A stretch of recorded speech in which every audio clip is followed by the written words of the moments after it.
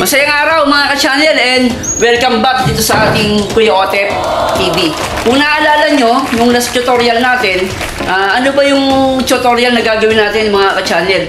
Nung last part ng tutorial natin, pinag-aralan natin dito, yan, yung BFD, Variable Frequency Drive, yung Delta yung brand niya. Pinag-aralan natin yung stop-start, ano yung parameters na ginagamit natin para makontrol natin yung ating induction motor using yung ating BFD. Ngayon naman, pag-aaralan naman natin, dito pa rin tayo sa BFD, balik tayo sa ating variable frequency drive. Ang gagawin naman natin ngayon, ang ating pag-uusapan ay BFD na controlled by selector switch. Bali yung magiging sequence niya is forward reverse. Kaya huwag na natin patagalin ito mga ka-channel para makita natin ano yung connection na gagawin natin para makontrol natin yung ating induction motor using yung ating selector switch na forward reverse.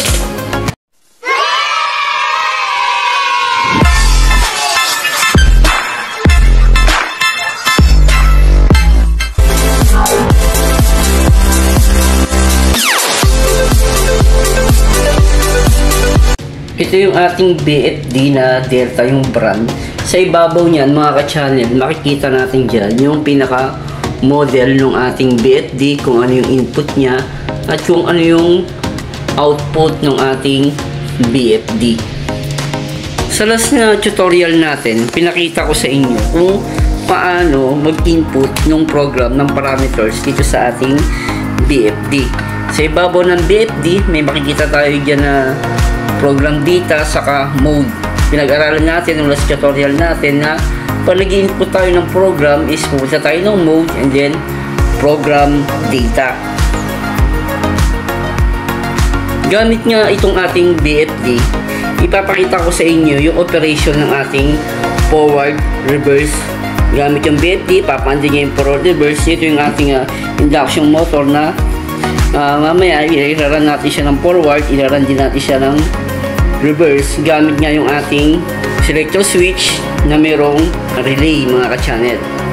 Pwede nyo din gayahin to kung gusto nyo mag-experiment o gusto nyo matutunan yung actual connection ng ating BFD controlled by selector switch forward reverse. Ipapakita ko sa inyo mga ka-channel yung ating BFD na forward reverse gamit yung ating BFD para mapandala yung ating induction motor. I-on natin. Pag on mo ng breaker, makikita mo na iilaw yung ating HMI ng ating BFD. Sa ibang settings o sa ibang paggawa ng control, naglalagay sila ng contactor. Yun talaga yung pinaka mas maganda kasi para mas safety yun.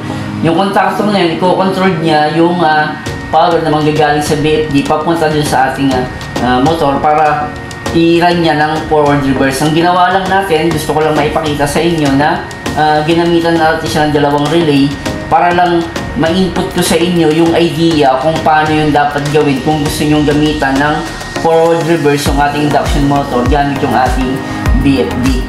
Sa ngayon, yung pinaka-potentiometer natin, ito yung muna yung gagamitin natin na speed. Later on, after ng tutorial na to, ituturo ko naman sa inyo kung paano maglagay ng potentiometer na i-eliminate natin o i-enable natin yung ating potentiometer dun mismo sa ating control mga ka-channel. So, start natin. Ito yung ating selector switch. Makikita nyo mag-run yan mga ka-channel. Nag-run siya ng forward. Tapos yung speed niya, pwede mong i-speed dito. Makikita nyo bumibilis siya mga ka-channel. Ngayon, para makita mo kung ilan yung speed niya, punta ka lang ng mode. Tapos makikita mo kung ilan yung speed dito. 45.5, 46, 49, 50. Yan. Depende sa speed na gusto mong gamitin using yung ating potentiometer na nandito sa ating data ng ating BFD. Pwede nating pabilisin yung ating induction motor gamit yung ating potentiometer na nandito. And then, stop mo siya. Bila naman. Forward. And then, stop. Reverse. Nakikita nyo umaandar siya mga ka-channel ng forward reverse gamit yung ating dalawang relay.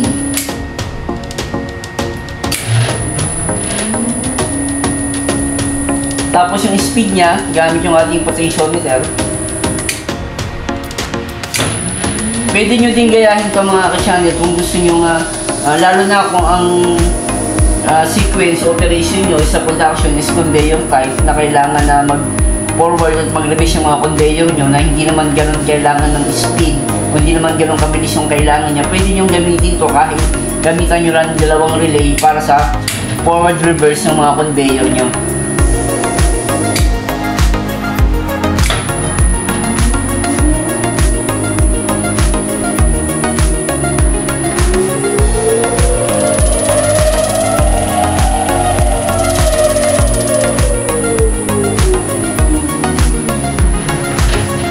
Kaya nga mga ka-channel, kung di ka pa nakasubscribe dito sa ating Kuya Otip TV, please subscribe and don't forget to click on notification bell para lagi kang updated. Ma-notify ka sa tuwing meron tayong mga bagong upload na ina-upload dito sa ating Kuya Otip TV. Ngayon, ipakita ko naman sa inyo yung connection ng ating forward reverse gamit yung ating dalawang relay na nakakonekta dito sa ating BFD. Makikita nyo ito sa pinakailalim ng ating BFD. Meron tayong wire na nakakonekta dyan papunta rito sa ating start push button na nagko-control ng forward reverse ito sa ating induction motor.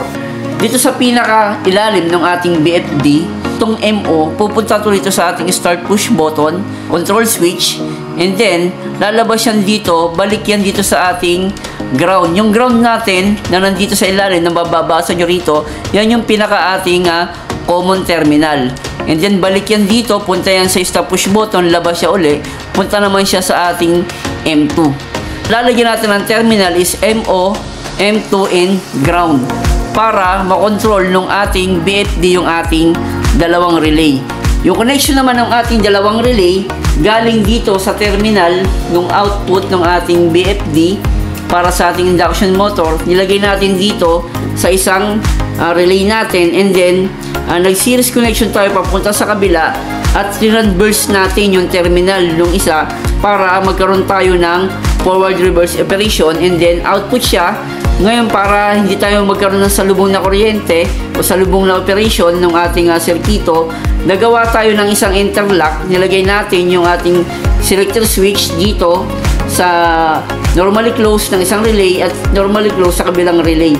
Medyo mabilis lang tayo mga ka-channel, pero sana masundan nyo. And then after that, konektado yan dito sa ating selector switch. Kaya mapapansin nyo, pag on ng ating BFD is na ko-control ng dalawang relay dahil yung pinaka-connection na nakakonekta sa ating selector switch ay nakakabit dito sa ating normally close ng bawat isang relay na nagko-control ng ating induction motor.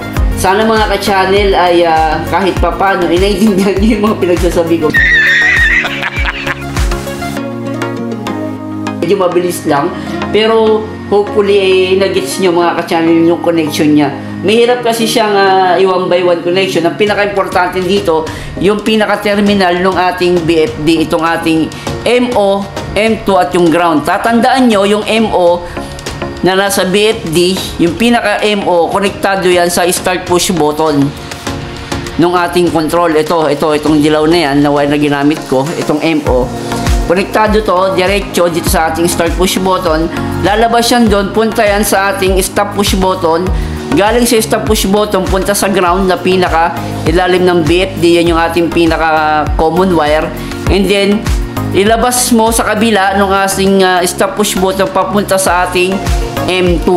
Ayan na yung mismong control ng stop-start ng ating BFD para magkaroon ng supply yung ating output terminal na nandito sa ating BFD. Tapos baliktarin mo lang yung isang terminal ng ating relay para magkaroon siya ng forward reverse operation. And then, goods na yon mga ka-channel. Magkakaroon na ng forward reverse operation yung ating induction motor.